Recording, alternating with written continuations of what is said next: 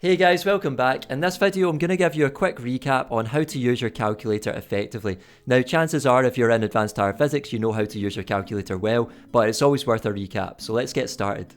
Looking at this table here then, we can see there are certain buttons that we can use for scientific notation in your calculator. So if you're using a Casio, you can use the times 10 to the power of X button, and if you're using a Sharp or a Texas, you can use the EXP button. So remember, we use scientific notation in order to input really large numbers into our calculators. Okay, the next button is the S to D one, and this will change the answers from fractions into decimals and from decimals back to fractions again. But remember, we always want to state final answers as decimals in physics, and we always want to avoid using the recurring dot in physics and make sure that we round our answers to an appropriate number of decimal places.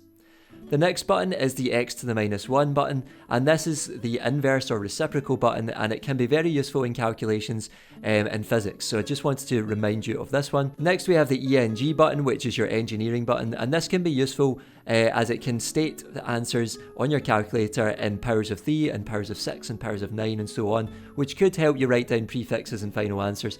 But remember, in physics we don't have to write prefixes in our final answers, we only need to be able to convert from prefixes into numbers. And lastly we have the fraction button, which I'm sure you'll all be used to using by now, but just a reminder that it's there if you want to do a division quickly in your calculator. That's all from me folks. I hope you found value in this video. If you did, give it one of these and make sure you subscribe, and I'll see you in the next one. Take care.